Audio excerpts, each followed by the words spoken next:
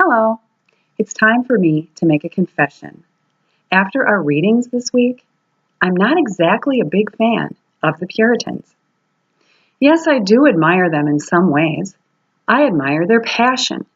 They were determined to go where they had to go so they could serve God, worship God, and live biblical lifestyles according to their understanding of God's truth. I also admire their courage and their vision. They had grit to travel to the New World for the sake of creating a biblically based lifestyle and a legacy for their descendants.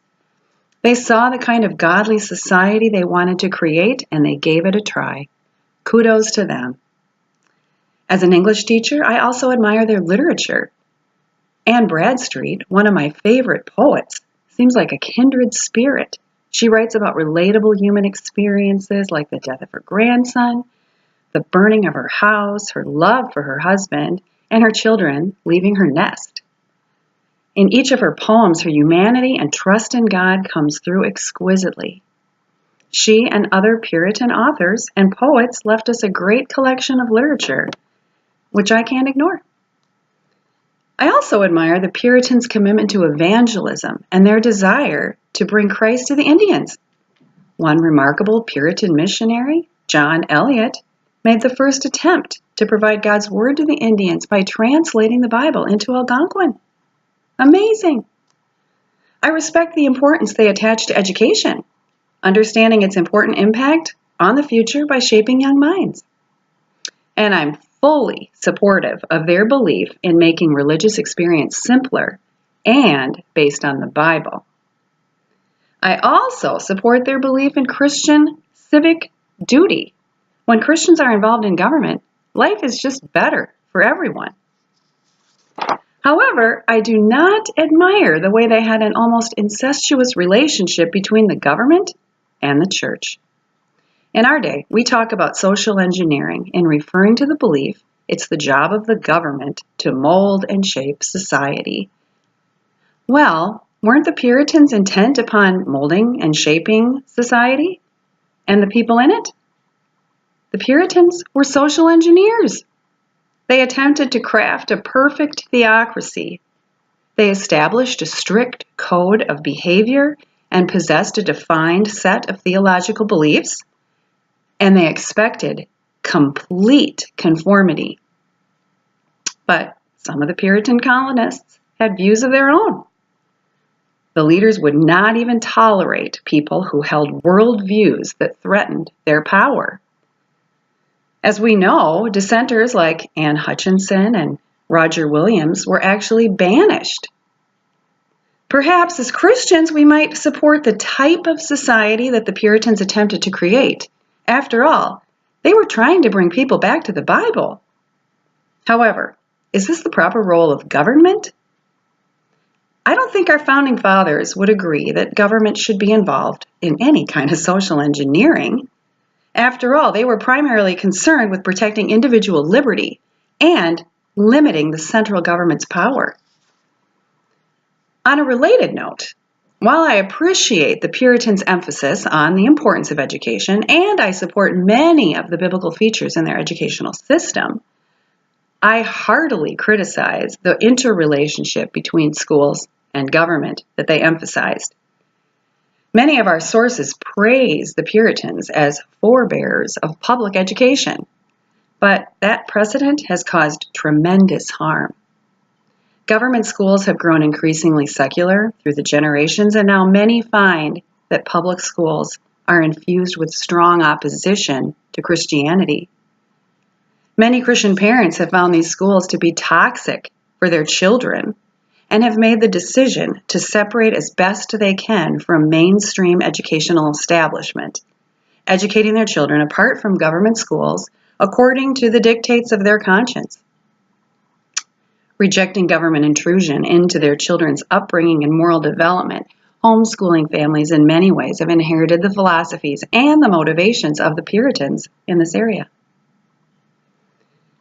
It's amazing to me that only 17 years after arriving on the shores of America, the General Court of Massachusetts Bay Colony in 1647 decreed that every town of 50 families should have an elementary school and every town of 100 families should have a Latin school. Their goal was to ensure that Puritan children learned to read the Bible and received basic training in Calvinist religion. That's nice, but is it the role of government? A question on an assignment I created recently for my own students in government and economics, this week actually, is this. Which is true about liberty? Liberty is A, the result of a restrained government with limits placed on government's power to coerce and control, or B, the result of an unrestrained government given power to do all it needs to do to create a great society.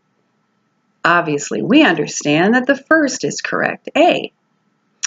But based on the actions of the Puritans, they would not seem to agree.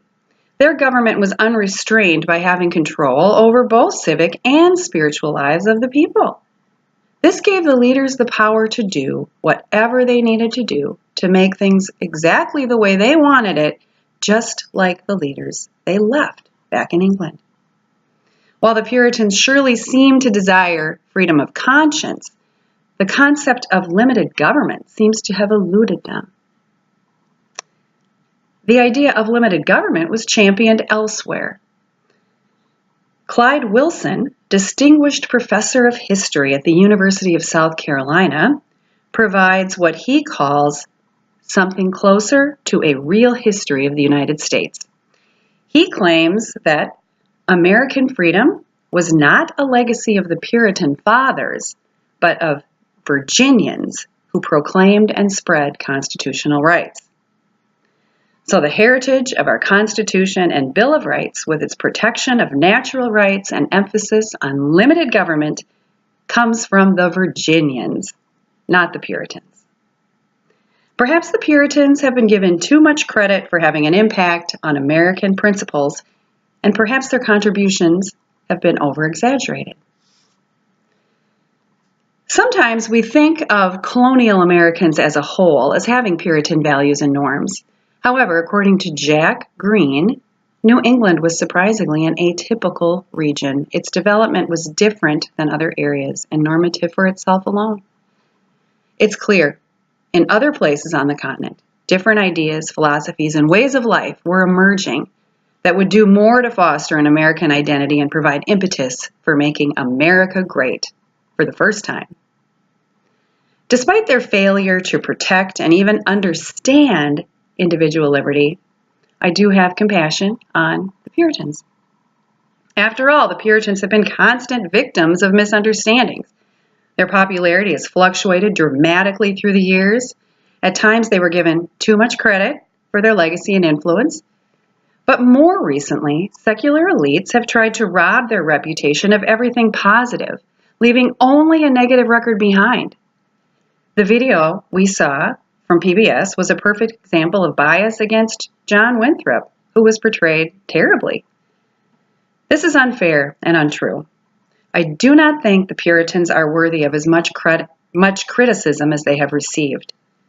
One of the worst enduring examples of criticism comes from H.L. Mencken, who described the Puritans as a group haunted by the fear that someone somewhere may be happy. The Puritans have been grossly mischaracterized. In reality, they were a varied group, just like every other group, filled with all sorts of people. Many were joyous people who truly sought to serve the God they loved.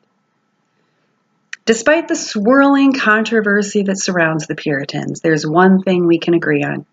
As Christians, we share sentiments of John Winthrop, spoken in the closing to his sermon on the Arabella.